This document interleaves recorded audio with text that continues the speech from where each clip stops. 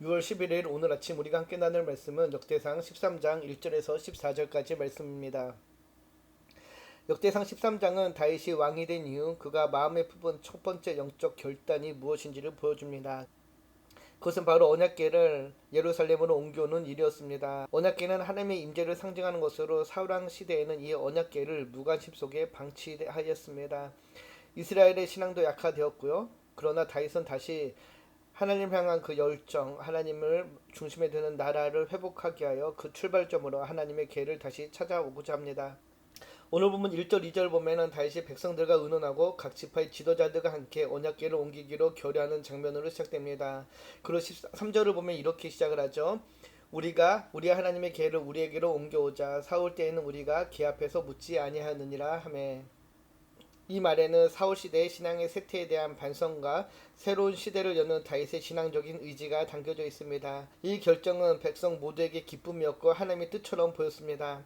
하지만 우리가 주목해야 되는 것은 그가 1절 2절 보면은 하나님께 묻지 않았다는 것이죠. 백성들과 의논하고 지도자들과 의논하지만은 하나님께 여쭤보지 않았습니다. 역대기 기자는 이 미묘한 빈 공간을 통해서 다윗의 결정에 신앙적 열정은 있었지만 방법과 중심이 어긋난 결정이었음을 암시합니다. 그리고 이어지는 본문을 보면 드디어 하나님의 궤를 예루살렘 성으로 옮기기 시작합니다. 7절을 보면 하나님의 궤를 새 수레에 싣고 아미다답의 집에서 나오는데 우사와 아히오에는 수레를 보며 다윗과 이스라엘 온 무리는 하나님 앞에서 힘을 다하여 뛰놀며 노래하며 수금과 비파와 소구와 재금과 나팔로 연주하니라. 본문을 보면 언약궤를 새 수레에 실었다고 합니다. 그러나 민수기 4장 15절을 보면 이렇게 이야기하죠. 진영을 떠날 때에 아론과 그의 아들들이 성소와 성소의 모든 기구 덮는 일을 마치거든 고앗 자손들이 와서 맬 것이니라.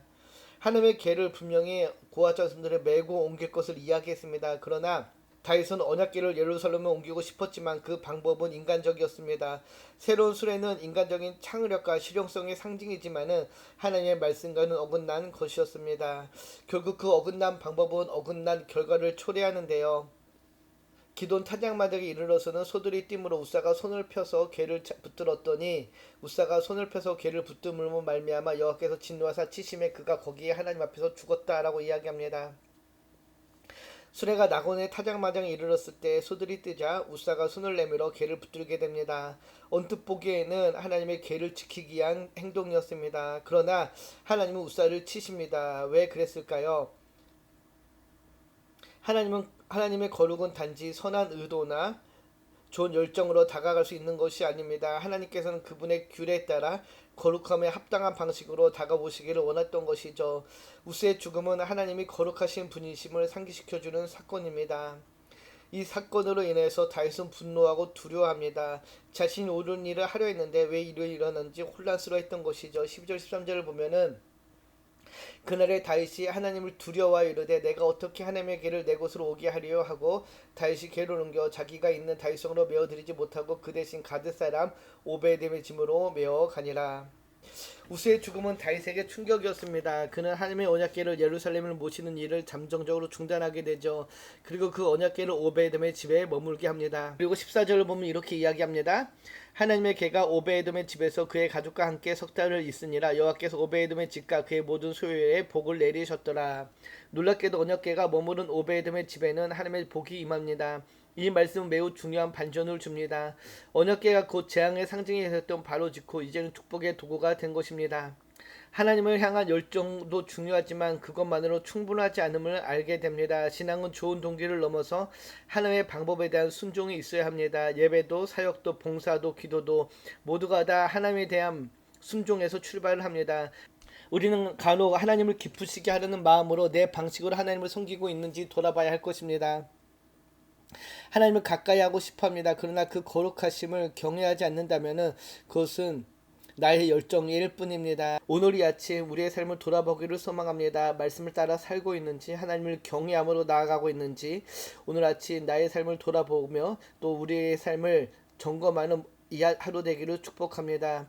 우리가 하나님의 말씀대로 살아갈 때 하나님의 말씀에 순종할 때 하나님께서 우리의 삶 가운데 임하시고 우리의 평범한 삶에 오베에돔의 짐에 내린 축복을 내려주실 것입니다. 다윗은 그 열정은 훌륭했지만 그 방법으로 인하여서 우사의 조금을 초래합니다. 하나님의 거룩하심은 말씀에 따른 순종을 요구하십니다. 오베드베침에 임재한 그 하나님의 축복이 하나님의 말씀을 순종함으로 오늘도 저와 여러분에게 가득하기를 주님의 이름으로 축복합니다. 기도합니다. 참 좋으신 하나님 감사합니다. 오늘도 주님의 임재를 사모하며 내 방식이 아닌 주님의 말씀대로 살아가는 삶의 자리가 되기를 소망합니다.